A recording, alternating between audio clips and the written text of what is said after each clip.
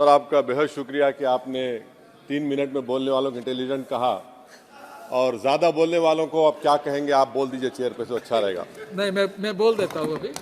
तो जो 3 मिनट में बोल देते हैं वो इंटेलिजेंट तो है ही, और जो ज़्यादा बोलते हैं जो ज्यादा बोलते हैं उनका ज्ञान क्या बेवकूफ़ ज्यादा नहीं है। होते हैं वो। तो ज्यादा का ज्ञान है। सर, आपने मुझे बोलने का मौका दिया। सर, मैं पहले ये बात वाज़ेह कर देना चाहता हूँ कि मैं इंडिया में नहीं हूँ मगर वतन अजीज़ का हूँ और मेरा मामला ऐसा है कि मैं अब लाइन ऑफ एक्शन पर हूँ। भारत की राजनीति में अगर कोई लाइन ऑफ एक्शन पर है तो मैं हूँ। सर, मेरे चंद सवालात हैं जो मैं उम्मीद करता हूँ कि हमारे मोहतरमा वज़ीर साहिबा जब जवाब देंगे, इसका जवाब, मेरे सवाल का जवाब देंगे। यूपीए में जीडीपी ग्रोथ था 6.8 एवरेज। नरेंद्र मोदी की सरकार में जीडीपी ग्रोथ हो गया 5.9 एवरेज। इसका जिम्मेदार चीन है या पाकिस्तान है, बता दीजिए। Fiscal deficit as percentage of GDP, sir, वो था 4.7 यूपीए के टाइम पर। नरेंद्र मोदी की सरकार में हो गया 5.1 एवरेज। इसका जिम्मेदार कौन है? हाँ, पाकिस्तान है। सही कह रहे हैं आप। मान लिया आपके अकल की तारीफ करता हूं। सर, इन्फ्लेशन है यूपीए के हुकूमत में 8% था, नरेंद्र मोदी की सरकार में 5% है। मगर क्या यह बात सच नहीं है कि जो ग्लोबल तेल की कीमतें थी 2008 से 14, वो एक बैरल $100 के ऊपर बिकता था। अब 2015 से 2021 तक एक बैरल ऑयल $55 से $70 के दरमियान में था। तो ये क्रेडिट आप नहीं ले सकते, ये आपकी मेहनत नहीं है, इसमें एक्सटर्नल रीजंस है। मेरा चौथा सवाल ये है सर कि आखिर आप अगर जीडीपी हमारा 5.9 एनडीए गवर्नमेंट का रहा तो फिर अनएम्प्लॉयमेंट रेट कितना है? आखिर 2011 से एम्प्लॉयमेंट सर्वे नरेंद्र मोदी क्यों नहीं कराते? डेटा को क्यों छुपाते हैं? आप करवाइए सर्वे। हाँ, ला लीजिए एनएसएसओ का ला के दे दीजिए। ये पीएलएफ हुआ था 2018 में, उसके बाद अब क्या हो रहा है? नहीं हो रहा है। ला लीजिए। तो कम से कम एनएसएसओ को बोलकर ये सर्वे करवा दीजिए। अच्छा, कंजम्पशन सर्वे 2017 से रुका हुआ है। सर, आप फाइनेंस मिनिस्टर होते तो शायद आ जाता। आपकी काबिलियत और आपकी अहमियत वहां पर नहीं है, मैं अफसोस के साथ कह रहा हूं। सर, दूसरी बात, मेरा चौथा सवाल यह है कि 2005 में डॉलर था 43 रुपीस, 43 रुपये। 2014 में हुआ 83 रुपये।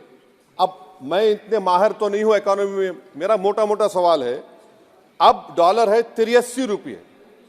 ये कौन जिम्मेदार है इसका सर? 83 रुपये क्यों हो गया डॉलर? माने नेट इंक्रीज जो है वो 23 रुपये का है। तो अब ये डिमांड इतना डॉलर का क्यों है? इसका जिम्मेदार कौन है? इसका जवाब शायद मोहतरमा देंगी। अच्छा सर, आप देखिए फॉरेन करेंसी रिजर्व्स बोलते हैं 2011 में, बिल्कुल सही है, 294 बिलियन डॉलर था। 2013 तक वो 256 बिलियन हो गया। अब मैं व्हाइट पेपर आप पढ़ेंगे, new channel open by RBI. Number क्या है भाई? नंबर तो बता दीजिए। New channel open by RBI, number ही नहीं मालूम होता है। अच्छा सर, एक और सवाल मेरा है, हेल्थ एक्सपेंडिचर फ्रॉम पॉकेट, ठीक है, 2005 में 69% था, 2014 में 64.2 हो गया। तो अब का नंबर क्या है बताइए ना। आपके दौर में क्या नंबर है? वो नंबर नहीं बता, मेडिकल कॉलेज खोल दिए। नंबर क्या है खर्चे का? तो ये जो व्हाइट पेपर है, एटलीस्ट 2020 का डेटा दे दो आप। ये व्हाइट पेपर सर मोर रेटरिक है देन सब्सटेंस। डिमोनेटाइजेशन की बात ही नहीं कर रहे। डिमोनेटाइजेशन तो बर्बाद कर दिया देश के गरीबों को, इसका जिक्र ही नहीं करेंगे। वो तो मास्टर स्ट्रोक था आपका, मगर बर्बाद हो गए। सर, मैं कंक्लूजन में, क्योंकि आपने अक्लमंद कहा है मुझे कम टाइम में बोलने वालों को, तो मैं सरकार से आपके जरिए से मुतालबा करता हूं कि एक व्हाइट पेपर ये निकालिए कि 2014 में 1 लाख के मॉब लिंचिंग से 2024 तक कितने मुसलमानों का मॉब लिंचिंग हुआ, कितने घर बुलडोजर तोड़े गए, सर मैं खत्म कर रहा हूं, सर खत्म कर रहा हूं। और साथ ही साथ आप एक व्हाइट पेपर जारी कर दीजिए कि चीन 2000 स्क्वायर किलोमीटर पर कब्जा करके बैठा है या नहीं है, डेप्सांग डेमचॉक हमारे पास है या नहीं है। और आखिर में यूपीए के वक्त में माइनॉरिटीज बजट में फ्री कोचिंग था, आपने बंद कर दिया। मौलाना आजाद फाउंडेशन आपने बंद कर दिया।